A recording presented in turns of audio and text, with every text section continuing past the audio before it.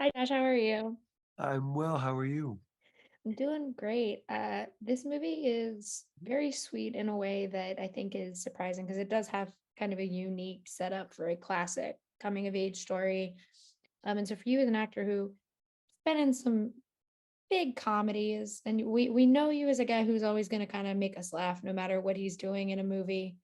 We know we can rely on you to make us laugh. But what was it about this movie in particular that kind of drew you in and made you want to be a part of Wildflower?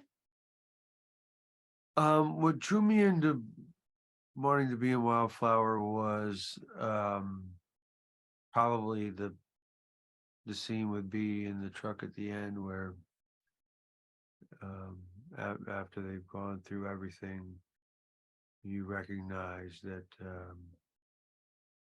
you know all this time he's wanted to take care of his family and he can take care of his wife and they're just fine. And if they're not, they'll be a little sloppy, but they'll still be happy and joyful. And I just thought Jana's writing was really sweet in that way. When I read the whole thing, I was just like, this is like one of those darling movies that I can't imagine that a lot of good actors wouldn't want to be in. And lucky for me and Matt, although I was probably the last person in because I had a conflict. But I what a stellar bunch of people to work with. Yeah, and I think it's just one of those movies that is sweet in a way that like I didn't expect because I love a good coming of age, especially when it has a female character at the center Mhm. because I feel like we're still making up a lot of ground.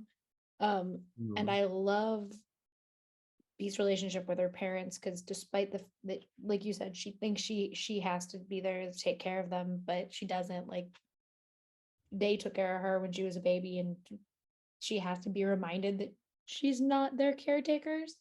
Um, but what I love about your relationship, especially with Sharon, is that they have this childlike wonder, but it is still like they are two adults who do know their responsibilities despite whatever Bambi thinks. And working with someone like Samantha, how did you guys kind of navigate playing these two characters, honoring the fact that Sharon has a disability and making it so sweet and nice, knowing that those two just have a very strong relationship despite like all of the factors that are kind of in the world around them working against them. Yeah, I mean, I'll start with working with Sam first, which was kind of a joy to me because she had this freshness of, she's done a lot of work and a lot of, uh, she's been working at this for a long time. Mm-hmm. And the fact that they found her and then they were after a ton of huge search, she was the one. What was so refreshing was she reminded me again because she asks a ton of questions and she's unabashed about it and she's unabashed about her quote unquote disability, but I always think that there's a gift, a huge gift within any disability, and she didn't care. She'll just ask, and then she'll go, "What should I do in this?" And I'm like, "Okay, so it was nice to shepherd her in a little bit because she was open to it, but also I got so much from her and her energy and her excitement again and her and not knowing everything and being unfiltered and as far as the characters go, you know timing's everything. You find the right person when you're supposed to find the right person. If you and these two found each other at the right time and had a baby that they they wanted to take care of it no matter what, and however it turned out, and as sloppy as it could be, but they they did it no matter, they did it because they said they would, and I feel like there's all sorts of Bible toting stuff and think this has to do it, but you keep your word. I think Derek is somebody who wants to keep his word. Maybe not like I'm going to go to your game, I'm going to go race slot cars, but keep your word, be truthful, and what's better than having fun and being joyful, even if you're poor? And that's gotta be frustrating to a child, let alone a teenager. But I think it's a great lesson for all of us that it's the simple things that give us joy, and the rat race is tough and gets tough. Yeah, definitely. And I think Derek is I do you mentioned that last scene. I do love that last scene where she's asking about uh what if she left, and he's like, yeah, I want you to leave. Like, go. Like, you're not supposed to stay here anymore. It's not what kids do. Yeah. Do you mind if I ask you an actory question? No, you can't. Of course. What do we do? I mean, what are we um doing here? well, so I am a millennial, so I love Yes, Romeo plus please give me the Juliet. millennium. I What? love Romeo plus Juliet very much. It's one of my favorite Baz Luhrmann movies.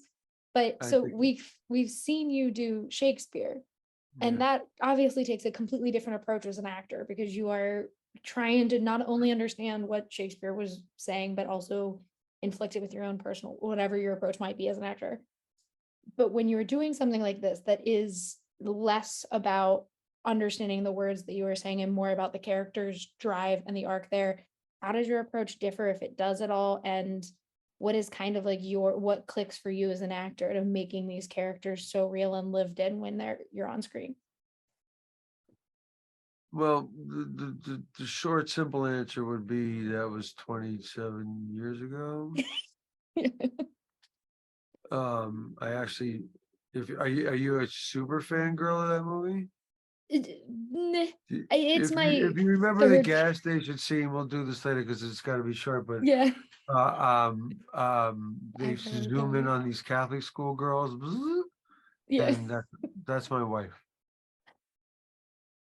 I literally. love that. Right now. It's a great story.